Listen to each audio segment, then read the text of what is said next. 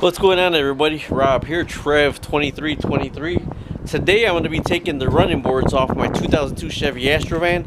Now I looked at it already, job. Normally I go the day before and I put WD-40 on it, but I didn't this time around because I didn't want to jack it up just to put the WD-40 on. I'm taking it off because those dang running boards, when if I try to get under the van at all, those running boards are in my way. Now I do use my running board, although mine's is kind of bent a little bit, so I put Armor All on it. If I step on it, I slip. And my wife doesn't use hers because in the front of hers it's a little bit loose, so I kind of got it in there really good, but she doesn't trust that I kind of got it in there good enough.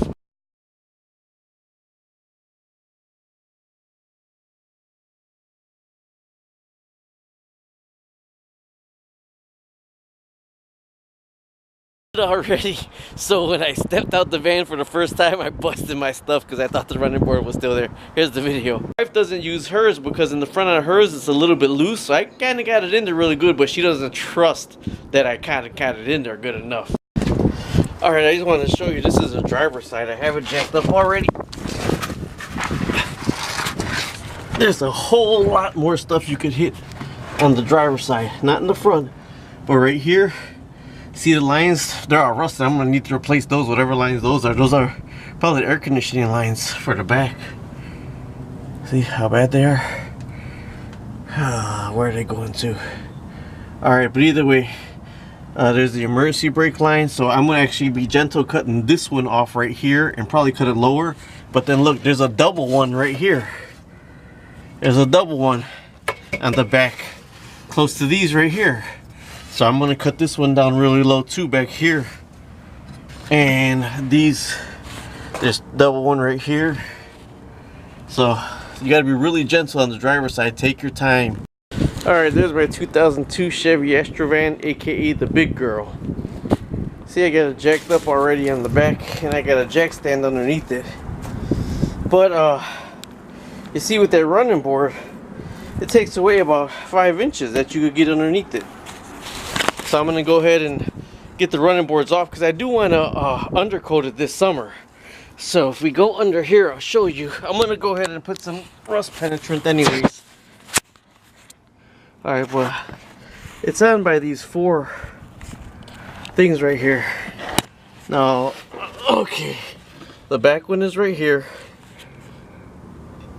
But then it goes all the way up to right here. You see right in there? So those 3 I should be able to get out with my impact gun. And then there's 3 more right there. 3 more right there. But then the front one is in the side. And actually I got JB Weld holding that one in there. But they all got these little screws right here. These little bolts. So I'm going to put some WD-40 on these. Even though I said I wasn't going. They're coming off with a Sawzall anyways. But on the other side, like right here, there's like stuff that runs across them. There's like all the stuff that runs across right there. So that one right there, I'm actually going to have to cut off anyways because I'm not going to be able to reach it. But look at the rust underneath. So you see the rust on the frame? That's why I want to get these off so I can sand all that rust down really good. First I'm going to try to impact. Then I'm going to try to impact with heat. Last resort is going to be the Sawzall. Okay, those bolts are uber rusty. So guess what's not going to strip down? This right here. So this is, I think, I only got 2 of the metal blades left. So let's see what we could do with these. I'm going to try with that one first, then work my way back this way, then work my way back this way. And see, there's a little one in there, and then there's the big one right there. The little one should be no problem to cut off. It's the big ones that are going to be the problem. So what I'm going to do is try to see. Yeah, I'll cut in here. I'll just try to cut lines across here, and then we'll go from there. Here, you can see this one, then I'll stop there, and then we'll go to the next one.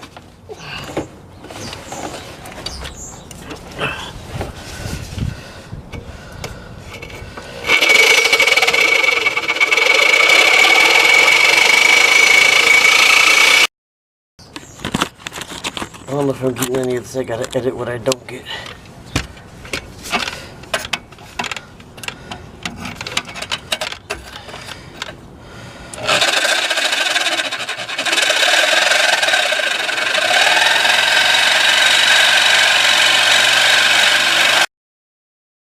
put on the leaf spring, so I'm just moving it back some.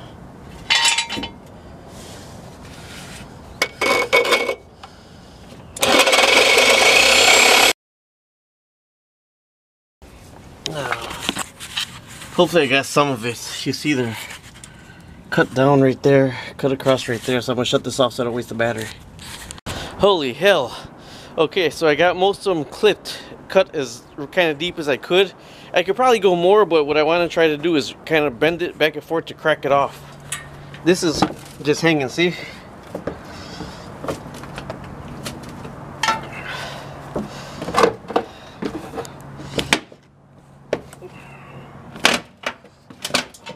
See? Now if I could bend it up some, I could probably get it off.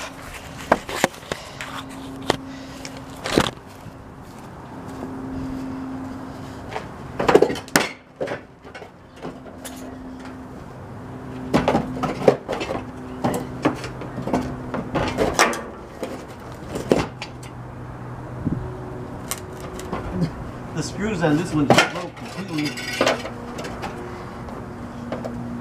Get this over here.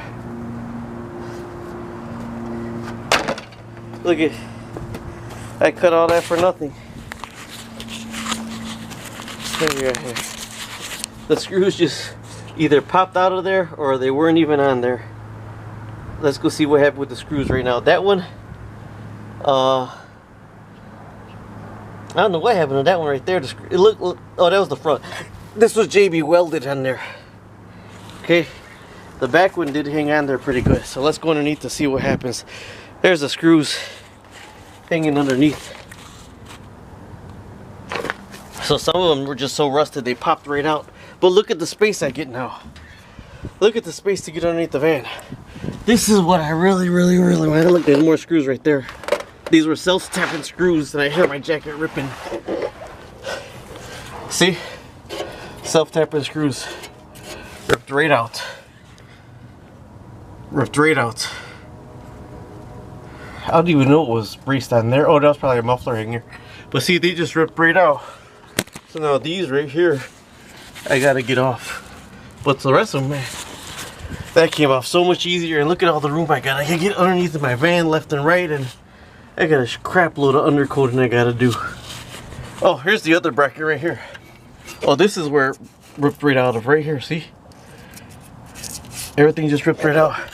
This bracket is still in there pretty good, so I'm gonna try to get this off to see if I can. I don't want anything rattling.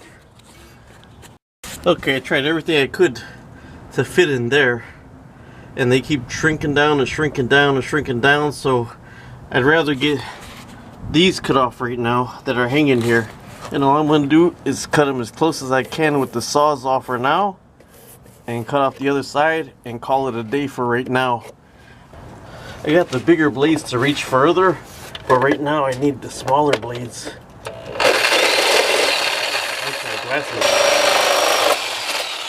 Alright, that's how I'm going to leave it for right now. As you can see that's how I'm going to get all of them. Then I'm going to cut the other one off. Sawzall is what I did because those suckers kept disintegrating. Every time I went a size smaller, it disintegrated. A size smaller, it disintegrated. So when I start undercoating, I'll figure out what I'm going to do with that. Alright, back here, you see I nicked that and I nicked that, but not bad. So I wound up putting the saw in on this side and cutting this way. Put the saw in on this side and cut out this way. So I didn't hit the gas line or these air compressor lines. In this way and out this way is what I wound up doing. I just gotta cut these bottom ones off, and then that's the only one I didn't cut all the way through. The rest I cut all the way through because I didn't want a chance wiggling it and the top coming off and breaking these lines. Okay, the only bad thing is, you see there's a protectant for the gas tank. That's actually hanging low, so I'm gonna try to get under there and fix that. Other than that, you'll not believe what I just did.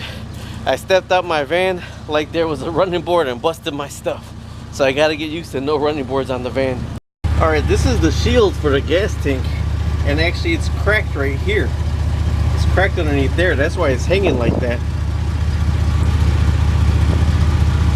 But that's what that is. So what I actually bring to my attention now, that I need a new shield for the gas tank, because that's why it's hanging down like that. Gotta see how much one of those are gonna cost now.